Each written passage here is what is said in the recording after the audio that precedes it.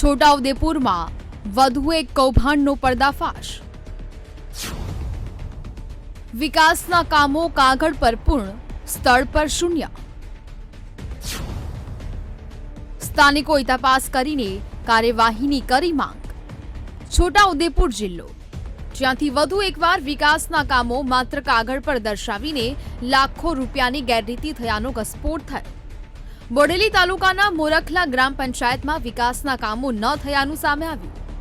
મોરખલા ગામના જાગૃત નાગરિક રોહિત સોલંકીએ વર્ષ 2017 થી વર્ષ 2022ના વિકાસ કામોની આરટીઆઈ હેઠળ માહિતી મેળવતા 15 જેટલા કામો કાગળ પર દર્શાવીને ચૂકવણું થયાનું જાણવા મળ્યું।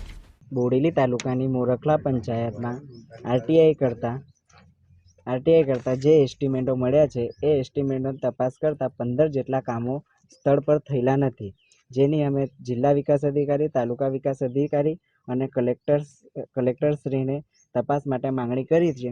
જે આરટીઆઈ થ્રુ જે એસ્ટિમેટો મળ્યા છે એ એસ્ટિમેટોમાં બધું કમ્પ્લીટ કાર્યકાર જણાય છે, બાકી સ્થળ પર તપાસ કરતાં કોઈ કામ થયેલ નથી। મારી માંગ એ છે કે વ્યવસ્થિત તપાસ થઈને પૂરી માહિતી આપે।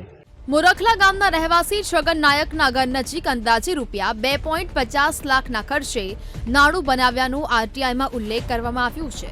સાથે જ આદિવાસી ફળિયામાં રૂપિયા 2.50 લાખના ખર્ચે ગટર લાઇન બનાવવામાં આવ્યાની માહિતી છે, જોકે બંને સ્થળો પર કોઈ કામગીરી કરવામાં આવી નથી। મોરખલા ગ્રામ પંચાયતમાં અમે માહિતી માંગી હતી। માહિતીની અંદર અમને એવું તાલુકાની અંદરથી કાગળો આપેલા કે મોરખલા ગામે નવી નગડી આદિવાસી ફળિયામાં ગટર લાઈન છે, તો નવી નગડીમાં કોઈ પણ પ્રકારની ગટર લાઈન નથી અને એ ગટર લાઈનના અમારી જોડે પુરાવા છે।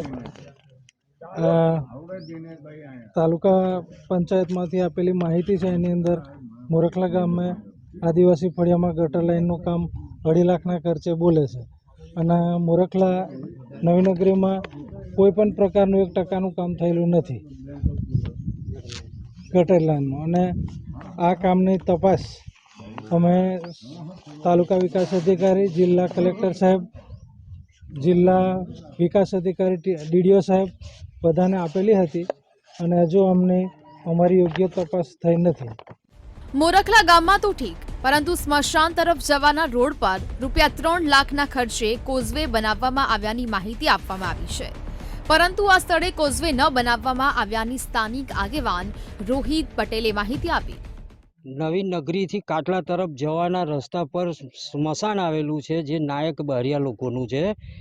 એ રસ્તા ઉપર કોઝવે બનાવેલું છે, એ કોઝવે લાગતું છે ને અહીં આગળ આ કોઝવે છે। જૂના રસ્તા ઉપર આ લોકોએ ઉપર આરસીસી કરેલું છે, એને કોઝવે ના કહેવાય।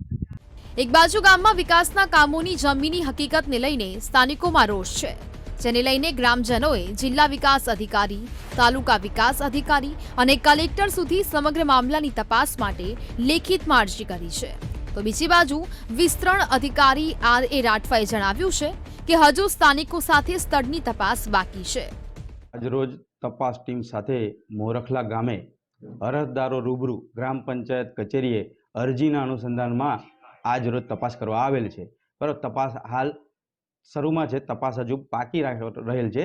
હજુ સ્થળ પર અરજદારો સાથે રૂબરૂ બરાબર તપાસ અને એમના જે જવાબો છે એ તમામ પ્રક્રિયા બાકી રહેલ છે, જેથી તપાસ પૂર્ણ થયેથી આગળનો અહેવાલ સ્પષ્ટ થાય એમ છે। છોટાઉદેપુર જિલ્લામાં વધુ એક કૌભાંડ ચર્ચાનો વિષય બન્યું છે, જે વિકાસના કામોમાં ગેરરીતિનું ઉદાહરણ પૂરું પાડે છે। હવે આગામી સમયમાં કઈ પ્રકારની અને કોની સામે કાર્યવાહી થશે તે જોવાનું રહ્યું। Mahesh Bhil, VTV news, Chhota Udepur.